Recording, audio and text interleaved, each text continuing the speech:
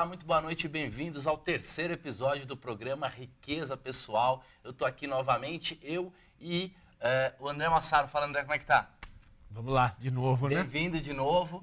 Hoje um programa super especial, porque essa semana passada, foi anunciado o novo Prêmio Nobel de Economia, dado pelo Banco Central da Suécia lá, e foi dado para o Richard Thaler, né?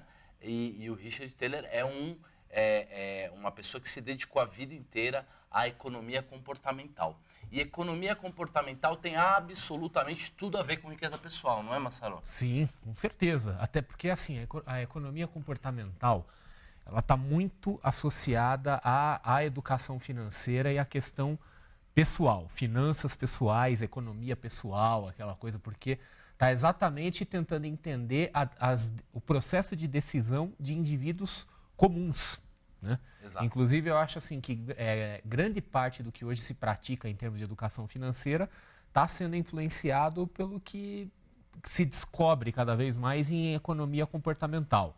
Exatamente. Né? Quer dizer, a visão de que as pessoas são racionais, eu acho que isso aí já, né? Quer dizer, não é o segundo cara a ganhar um prêmio Nobel por conta desse assunto. A gente tem que lembrar que o primeiro foi em 2002. Nós vamos falar né? dele, inclusive, Exato. mais tarde um pouquinho. Quer dizer, então isso só está validando cada vez mais essa visão moderna, né, de que as pessoas são completamente piradas. Exatamente. Né? E que o que é interessante, nós vamos ver um slide mais para frente, e faz sentido isso para ele. É compreensível isso. Então vamos ver primeiro a tela da imagem da vitória dele, né? Richard Thaler ganha o Nobel de Economia em 2017 por unir economia e psicologia. Né? Ele venceu o Nobel por sua contribuição na economia comportamental. Pode voltar para a gente, Gabriel? Economia comportamental tem tudo a ver com a nossa filosofia Zen Economics, com a nossa filosofia de riqueza pessoal. É a base, né, da nossa filosofia, que é o processo decisório, a escolha. Então é muito importante a gente falar mais sobre isso hoje. Então, como é que tá a turma aí? O pessoal tá animado? Ainda o pessoal tá meio tímido. Quer dizer, meio então, tímido, vamos entrando, pessoal, fica à vontade. Que já se manifestou. A Suzana, né? dando um alô pra gente, mais gente, entrem, compartilhem o programa hoje especial. A gente vai aprender o que é economia comportamental comigo, com o Massaro e também alguns vídeos de outras pessoas da Flávia Ávila, que é especialista nisso. Então, pode mostrar a tela, por favor, Gabriel. Nós vamos falar, então, do destaque da semana, que é o Prêmio Nobel. O De Olho na Bolsa e Investimento, nós vamos mostrar o que o Thaler descobriu sobre investimento, pelo menos um pouco, riqueza pessoal. Vamos falar também um pouquinho o que ele aconselha para a gente, qual é o conselho que o Thaler dá para a gente, e depois uma mensagem final. Então, olha lá, americano ganha Nobel por estudo sobre economia comportamental. Pode voltar aqui para a gente, por favor, Gabriel. Vamos dar uma ideia de quem que é o Thaler. Ele é um dos pais da economia comportamental, né? Ele é professor emérito de Economia e Ciências Comportamentais de Chicago. Ele começou em Rochester, em outras universidades, mas hoje é de Chicago. E os seus estudos pioneiros provocaram grande reviravolta nos pressupostos dos modelos tradicionais de economia nos últimos 30 anos. Ele tem 2 livros. Eu até vou pôr na tela os 2 livros, são esses 2 aqui, ó. Eu trouxe em português. O primeiro dele é o que está na direita, de 2005, 2008, que é o Empurrãozinho. Sim. Você tem noção desse conceito? Sim. Como é que é isso, Massaro? Mostra pra gente aqui, né? por favor. Esse livro é um livro controverso. Legal. E ele desperta uma série de discussões, inclusive num nível político, num nível ideológico. Porque o que ele diz é o seguinte, que certas coisas, assim, a partir do princípio de que as pessoas são irracionais, né?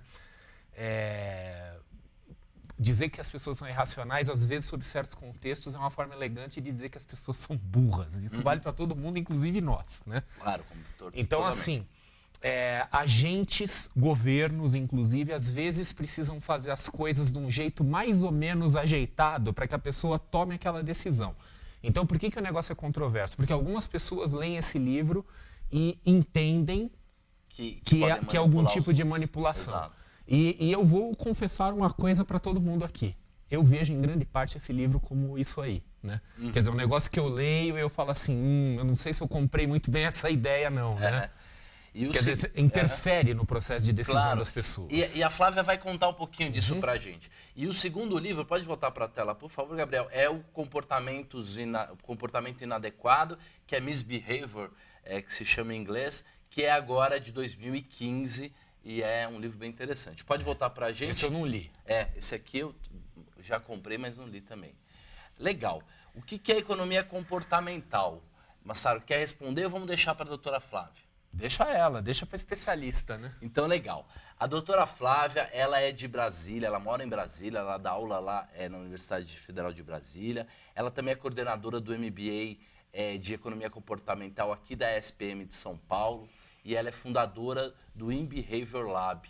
Então, ela é uma das pessoas que está encabeçando esse estudo de economia comportamental no Brasil. Nós trouxemos depois outros nomes também, não é só ela. E eu queria mostrar o guia que eu ganhei da Carol, né? A Carol, que foi uma das coordenadoras do guia de economia comportamental. Depois a gente vai agradecer essa turma toda. Esse guia, inclusive, acho que tem meu nome lá em algum lugar. Legal. Vamos, então, mostrar o vídeo. Pode mostrar pra gente o vídeo, por favor? Começar o vídeo aí. Com o Prêmio Nobel em Economia dado para o Richard Thaler, um economista americano, por seus estudos na área de economia comportamental, essa área tem ganhado cada vez mais espaço. O que ela estuda? Ela estuda o processo decisório humano, que fatores realmente influenciam as nossas decisões diárias ou decisões mais complexas. Por exemplo, fatores emocionais, cognitivos, sociais, econômicos que afetam a nossa decisão.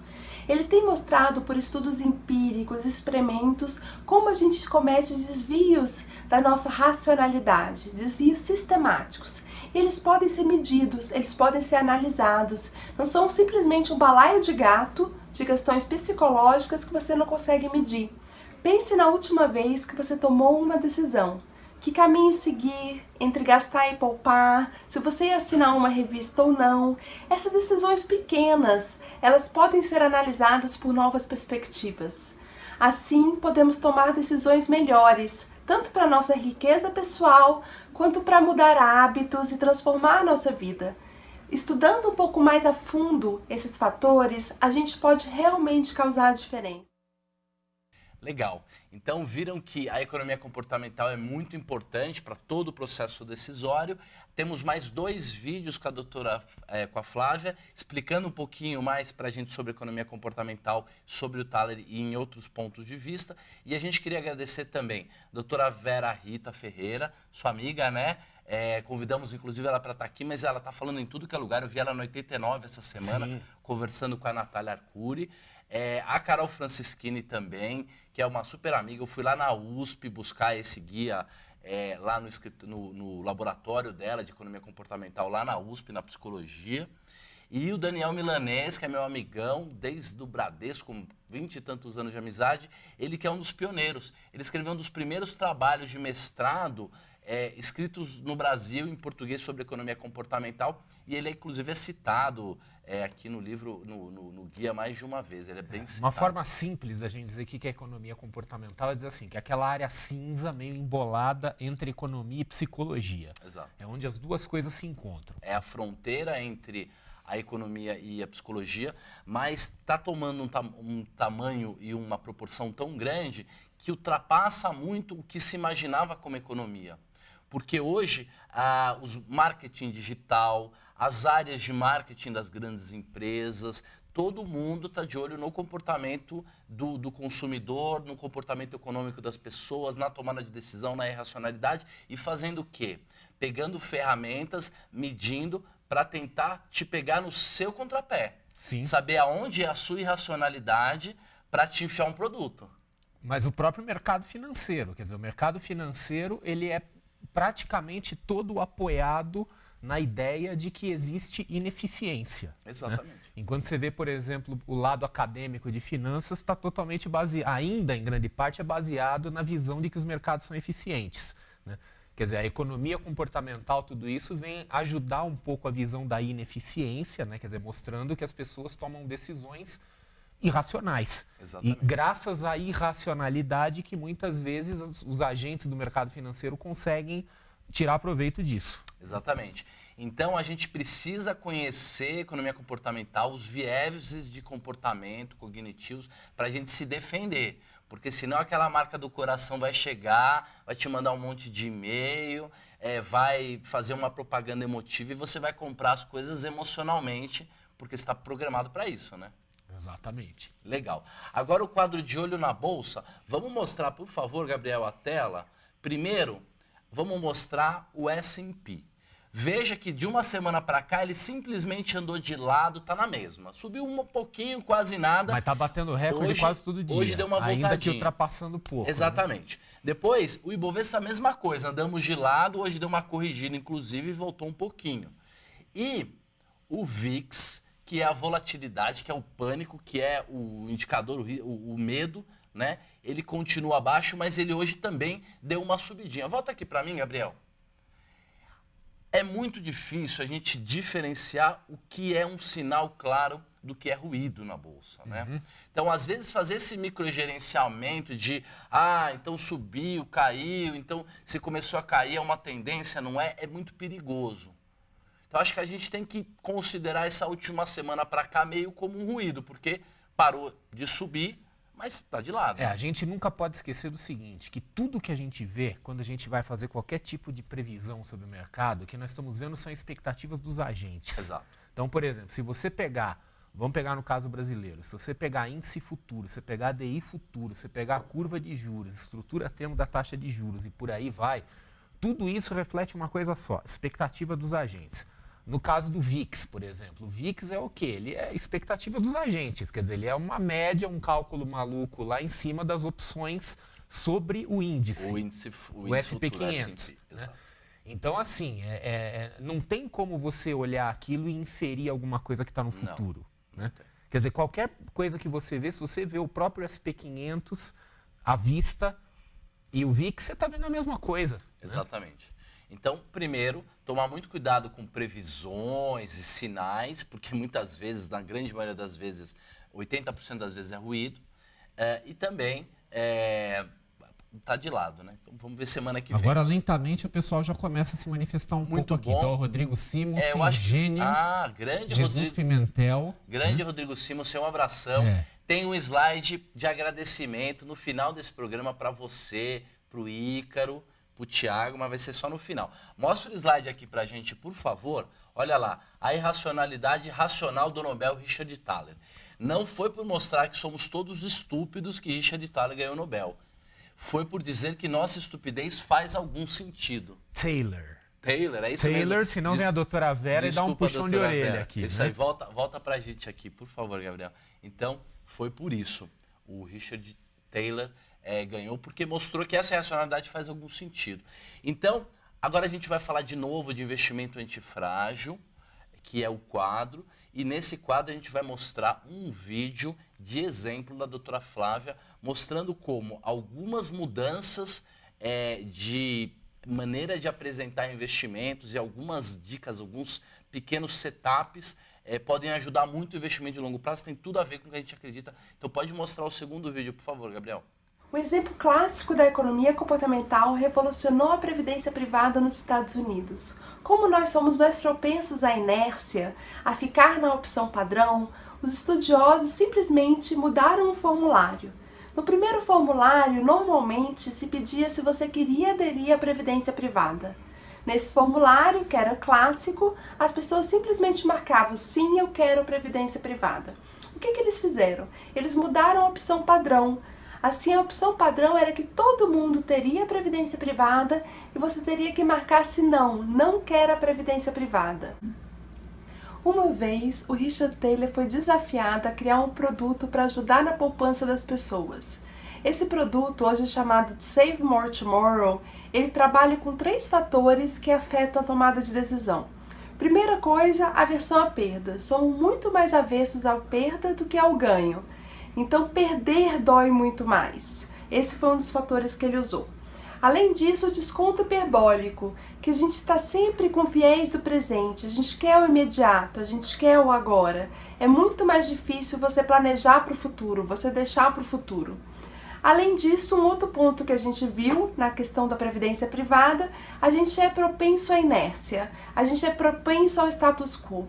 Então, o que aconteceu? Eles fizeram 3 propostas, que simplesmente a pessoa começasse a economizar no futuro, no outro ano, no início do ano seguinte.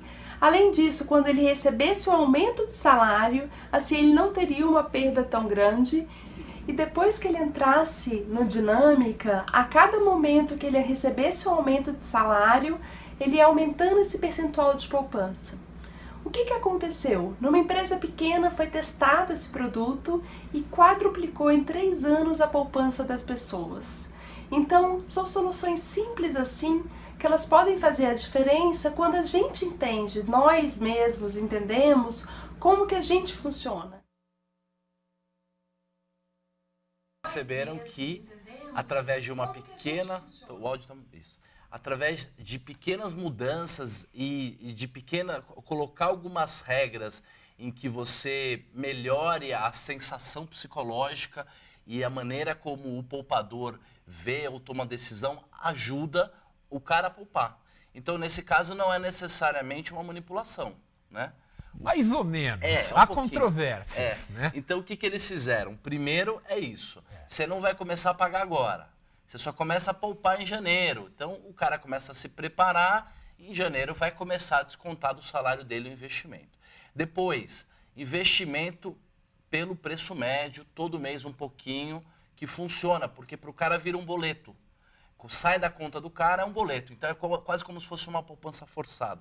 Segundo, quando o cara recebe um aumento, você já faz também um aumento na hora de poupar, porque já fica automático. Então, tudo isso facilita. Vamos dar um exemplo do que seria um nudge que deu errado. Certo. Tá, que deu errado. Certo. Quer dizer, às vezes a ideia é muito bem intencionada, mas ela acaba não funcionando do jeito que deveria. FGTS. Certo. Né? O FGTS seria o caso clássico.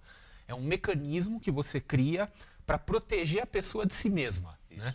Então, assim, você parte do princípio assim, olha, o dinheiro é do cara. Eu deveria pagar aquele dinheiro diretamente para a pessoa.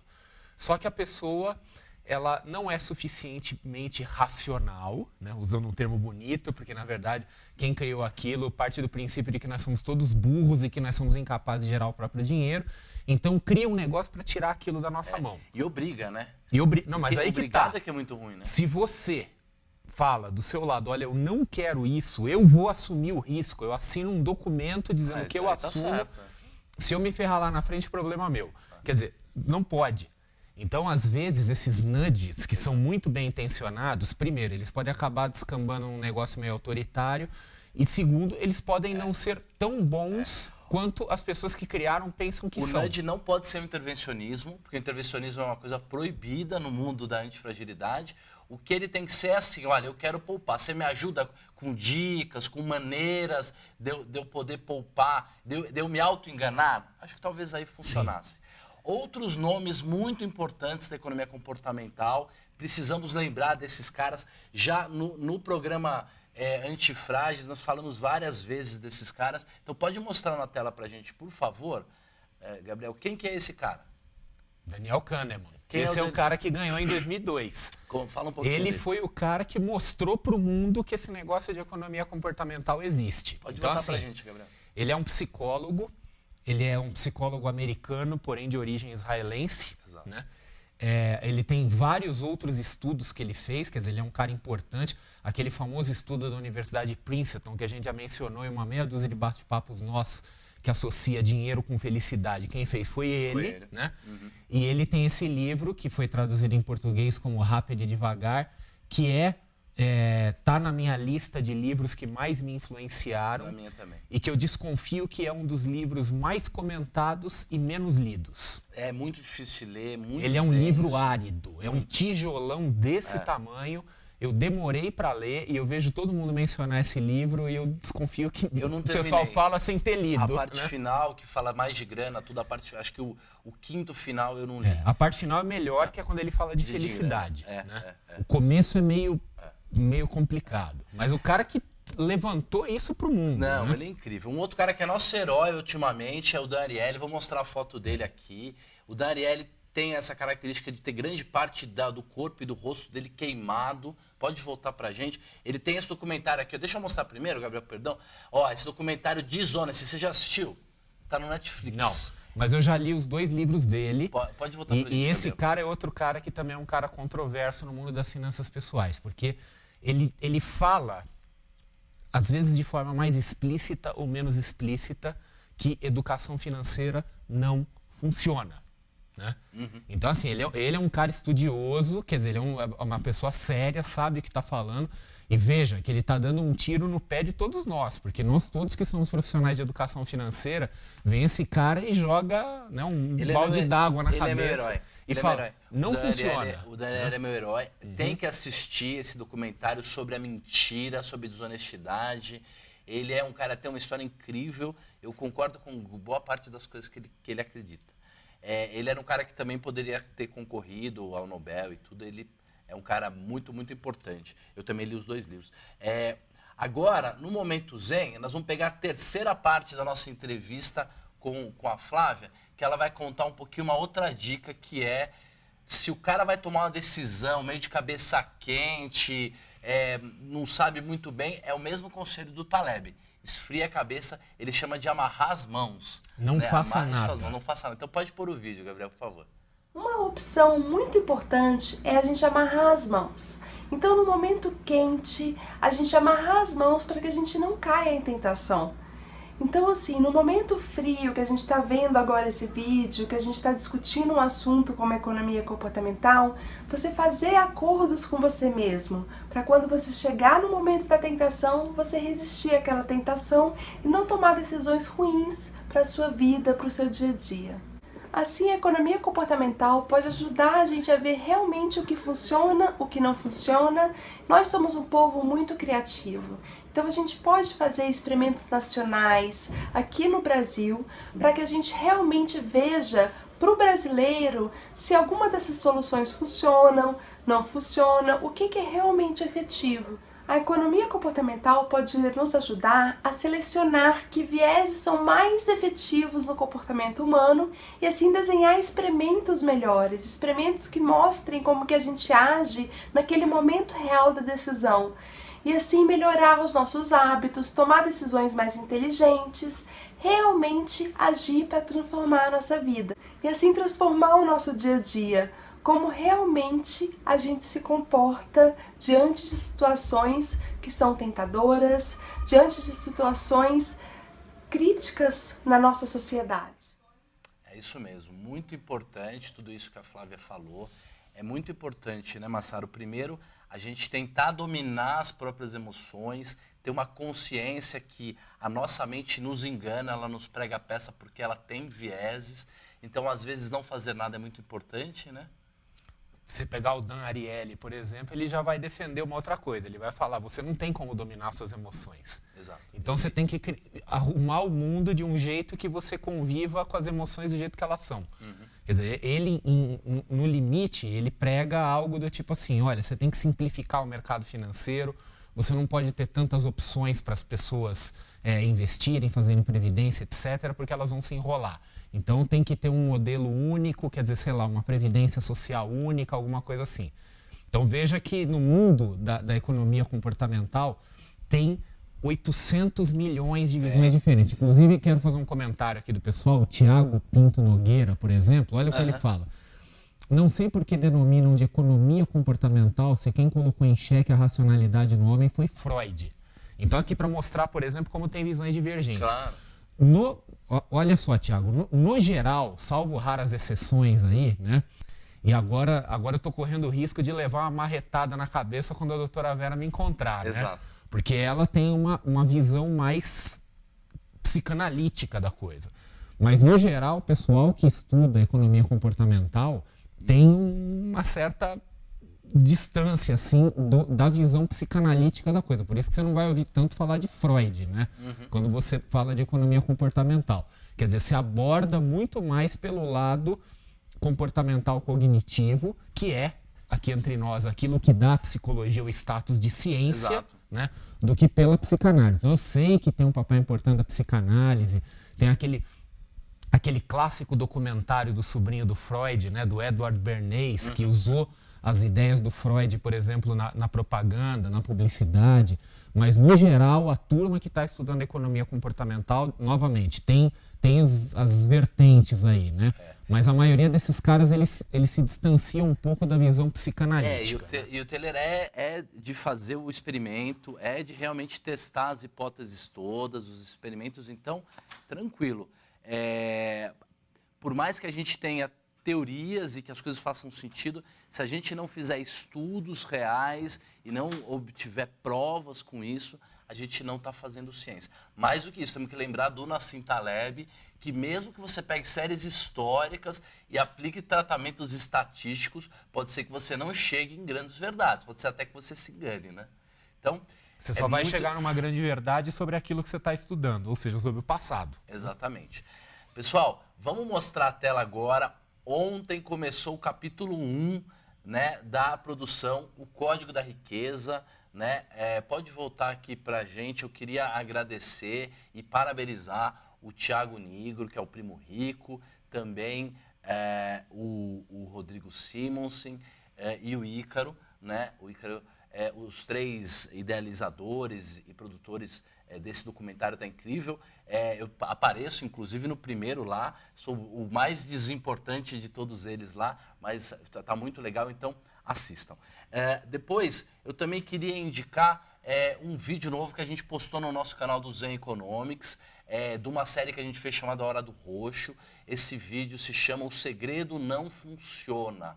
E é uma brincadeira com aquela coisa de mentalizar, como a gente falou muito disso no programa anterior, antes do feriado, com a doutora Carla. Então, o Massaro acabou de postar o link, então o link está aí. Procure nos comentários do live e entra lá no YouTube e assista o vídeo. O vídeo está fazendo um super sucesso, a galera está gostando bastante, é muito divertido. Massaro, vamos lá. muito bom, né? Peraí, só que passou o link muito rápido, não foi. Vamos conversar um pouco mais. Vamos lá. Como é que tá a turma? Já vamos colocar o link também, se não for agora, daqui a um minutinho a gente já coloca. O link não foi. Se preocupem. Mas vai, tem que ter fé. Tem que ter tudo fé. Vai dar certo. Vamos colocar o link então. De qualquer maneira, destacamos aqui uma frase final. Eu peguei um monte de frases. Essa turma toda da economia comportamental mandou um monte de material para a gente.